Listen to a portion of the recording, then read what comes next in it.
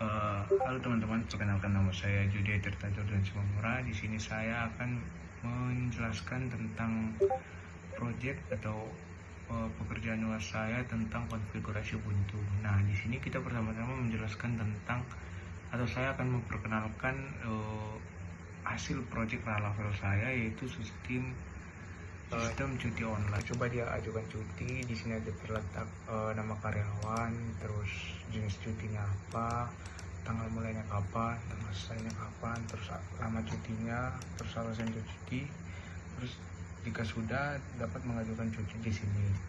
Dan setelah mengajukan cuti, riwayat cutinya akan muncul di sini, cuti-cuti apa saja gitu. Nah, untuk meng-ACC atau mengokekan cuti yang telah diajukan, kita dapat masuk ke admin panel. Di admin panel lah, di sini akan tertera orang-orang atau karyawan yang mengajukan cuti ke perusahaan seperti itu. Nah, lanjut kita sekarang ke konfigurasi Ubuntu-nya. Nah, di konfigurasi Ubuntu-nya kita membuat terlebih dahulu server di VirtualBox-nya, atau kayak server atau komputer dalam VirtualBox-nya. Nah, setelah udah kita running, terus kita coba show di sini. Nah, di sini kita dapat mengklik IPA agar kita mengetahui letak mengetahui letak itu kita IP kita. Nah, berhubung saya sudah tahu IP saya, kita tidak perlu menggunakannya lagi, kita langsung saja menggunakan PowerShell saja. Kenapa saya menggunakan PowerShell? Kita ke PowerShell ya. Kenapa saya menggunakan PowerShell? Karena supaya lebih gampang dalam pengerjaannya. Yang pertama kita lakukan itu adalah kita harus mengupdate sistemnya dulu. Terus kita harus set dengan cara menjalankan perintah sudo apt update, sudo upgrade, dan juga sudo apt full upgrade. Nah, berhubung saya sudah upgrade buat semuanya, atau kita coba aja sudo apt upgrade.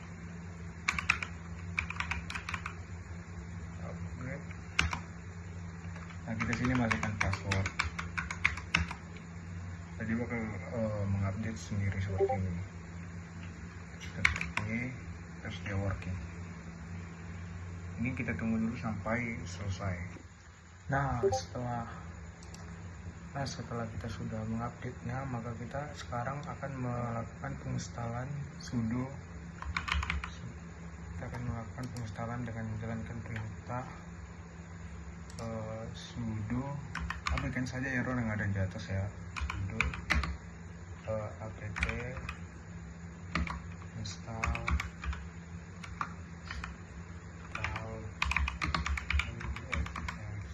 Berhubung saya sudah menginstalnya, jadi kita tidak perlu menginstalnya lagi. Jadi untuk cara mengetahui kalau NGX-nya itu aktif, kita menjalankan perintah sudo NGX sudo system cpl status NX. Dia akan muncul aktif atau running seperti ini. Nah, selanjutnya yang kita lakukan itu ada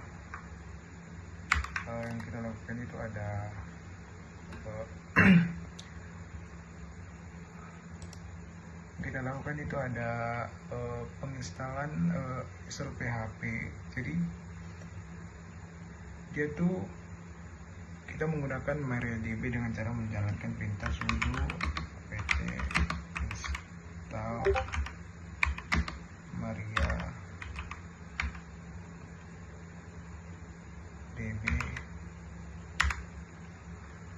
MariaDB terus underscore server MariaDB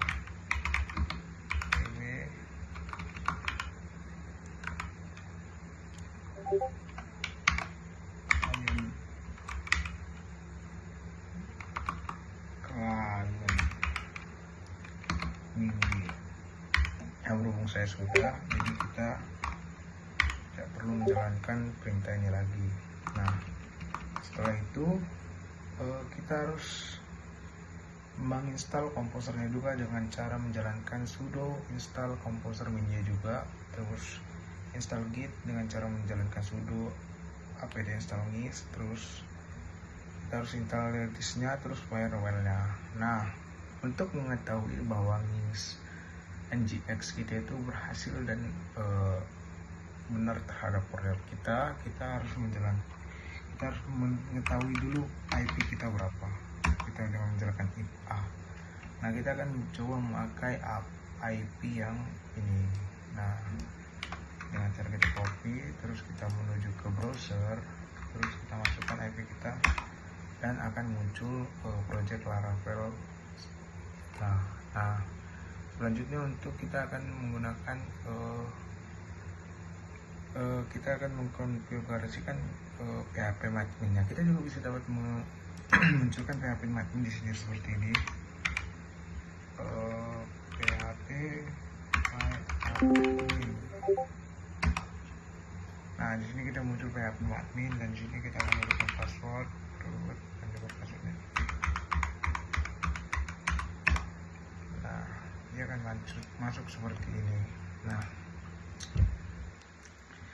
caranya itu, cara untuk melakukan agar bisa masuk ke PHP admin-nya, kita itu ada menjalankan perintah. Yang pertama kita harus download dulu PHP admin-nya di bagian command prompt-nya tadi di sini, di bagian sini kita harus menjalankan perintah. Perintahnya itu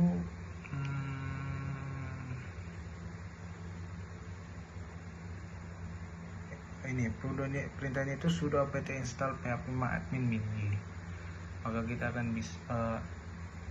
bisa mencobanya di sini. Nah, terus untuk bagian tile scale itu kita akan mendapatkan jadi satu IP tambahan dari situs tile scale atau web tile scale. Nah, di situ kayak kita dikasih dua opsi IP lah. Cara ngeceknya itu kita bisa dengan cara tile scale status. Nah, di sini ada IP sebagai Linux dan juga IP sebagai Windows atau perangkat kita. Nah, terus di bagian kita ke CyberDuck.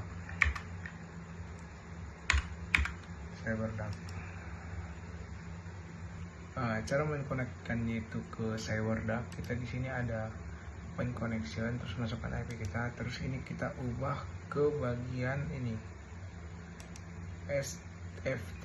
Nah, terus kita konekkan di sini, terus kita allow, maka akan berubah ke halaman IP kita. Nah, maka muncul akan muncul seperti ini, dan kita coba buka bagian folder kita. Nah, di sini akan muncul folder kita. Nah, siswa cuti sesuai yang ada gitu. Terus untuk remote SSH,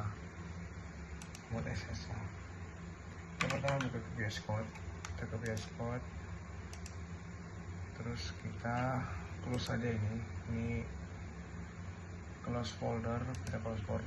Nah, terus kita harus download extensionnya dulu, yaitu remote SSH.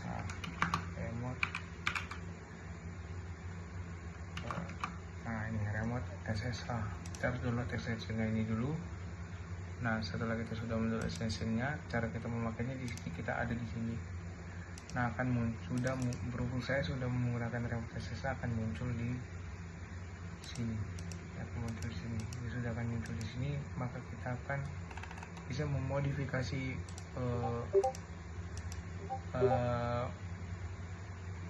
project kita tanpa harus kita coba saja. Kita coba kita sudah tambahkan, kita masukkan IP kita, terus kita buat di sini SSH. Kita masukkan SSH ke bukan SSH. masukkan SSH, terus admin sesuai nama kita ya, teman sesuai nama server kita, terus kita pilih config C, terus langsung kita buka di sini, terus kita pencet ini Linux, kita pilih Linux, terus masukkan password kita.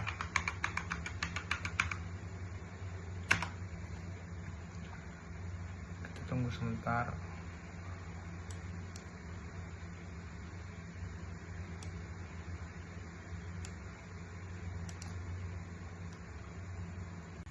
Nah, berhubung ini sangat lama sekali, mungkin nanti setelah dia berhasil dia akan muncul seperti ini. Kita akan bisa memasukkan